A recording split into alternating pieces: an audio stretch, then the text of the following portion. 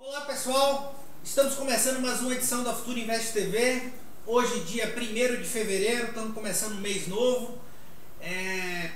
Falando um pouco do desempenho da Bolsa em janeiro. Ibovespa começou um ano bem forte, mas devolveu ao longo do tempo e nós tivemos uma semana melancólica que se passou, né? O mercado caiu bem firme essa semana, o mercado fechou em queda, quase 2% de queda do Ibovespa no mês de janeiro. E basicamente essa queda se explica na nossa maneira de enxergar por duas razões. Nós vimos aí ao longo do mês sucessivas diminuições de projeções para o crescimento da economia brasileira.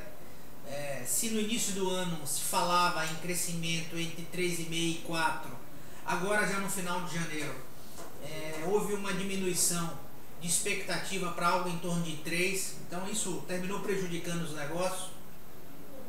Dado que o menor crescimento do PIB leva ao menor crescimento das empresas, que por sua vez leva a menores resultados corporativos. Então, essa é a lógica que o mercado trabalhou ao longo do mês de janeiro.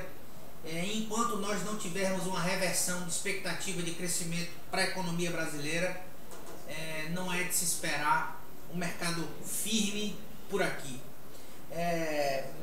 Merece também menção a uma avaliação negativa sobre as interferências que o governo continua a insistir, e o que eu vou destacar como uma mudança bem significativa de comportamento foi o início de atuação por parte do Banco Central no mercado de câmbio, no sentido de valorizar o real para combater a inflação. Percebam como isso termina soando mal.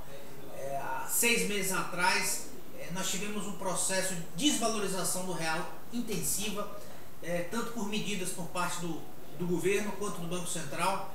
O câmbio saiu de 1,80 para 2,10. 6 meses depois nós temos uma reversão de condução da política cambial, com agora o Banco Central tentando trazer o dólar para um patamar mais baixo para segurar a inflação. Então esse tipo de mudança de postura em um espaço tão pequeno de tempo soa mal, principalmente para o investidor estrangeiro.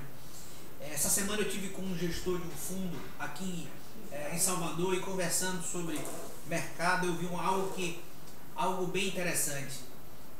Esse gestor ele tem muitos clientes que são estrangeiros e também se relaciona com gestores de assets, gestores de recursos internacionais. Ele me disse algo interessante.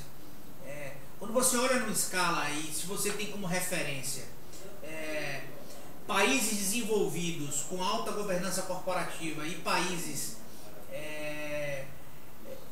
em desenvolvimento principalmente com governança corporativa pior, ou seja, com maior interferência do governo, maior interferência do Estado na economia, o Brasil ele caminhou mais alguns pontos para o lado dos países com pior governança. Então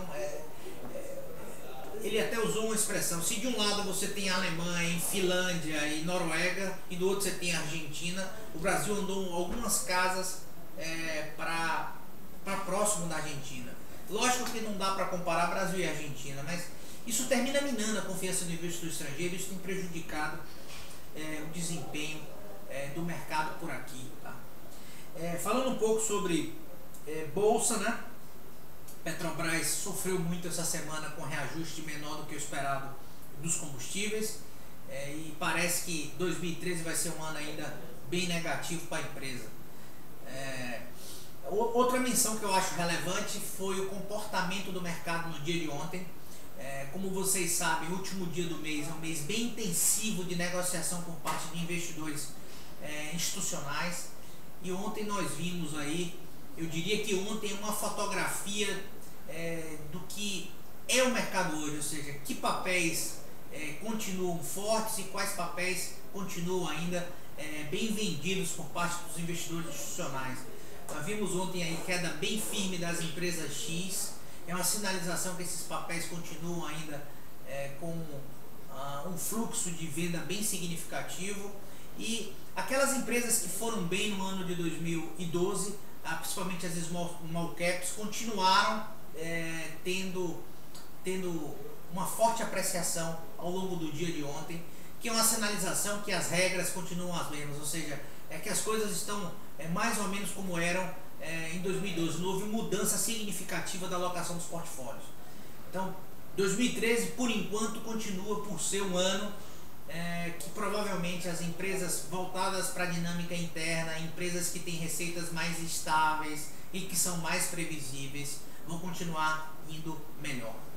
Então, basicamente era isso que eu queria falar para vocês, e o Alan vai conversar um pouco sobre análise técnica. Olá pessoal, estamos começando mais um Futuro Invest TV.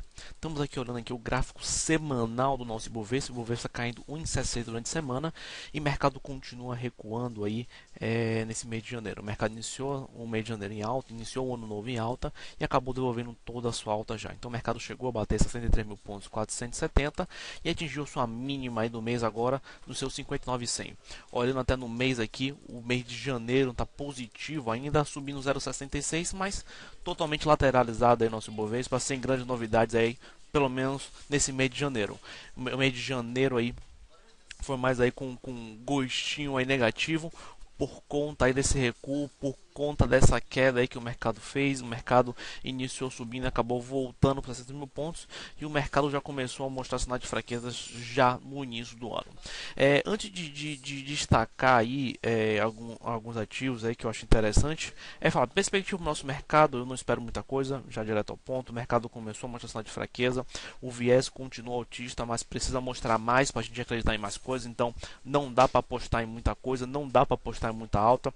Podemos apostar em melhoras, afinal o mercado caiu bastante, mas a gente não pode apostar em grandes coisas, porque o mercado também não está essa força toda. Então, uma melhora por conta da queda, sim.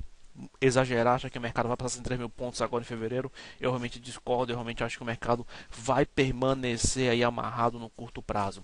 Eu acho que a gente não vai ver o mercado conseguindo passar esses 63 mil pontos aí, pelo menos nesse mês de fevereiro. Não acredito nisso. Eu acho que o mercado pode continuar atrasando essa região dos 60 mil pontos.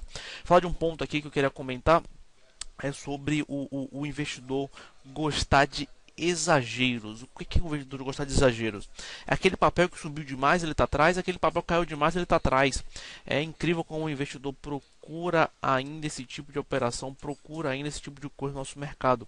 A gente teve aí nesse tempo aí de papéis tendo grandes oscilações de manutenção do investidor, e a melhor coisa que o investidor pode fazer é ficar de fora. Querer comprar o papel que está caindo muito, querer comprar os papéis que estão subindo demais, exageradamente, também não vale a pena. O investidor tem que procurar tendência, pessoal. Tem que parar de ficar olhando essa coisa de curto prazo e começar a olhar tendência.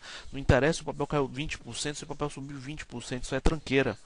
Então, é correr atrás de papéis em tendência, ativos com claras tendência. É isso que o investidor tem que procurar, é isso que o investidor tem que focar para conseguir ter um bom desempenho no curto prazo.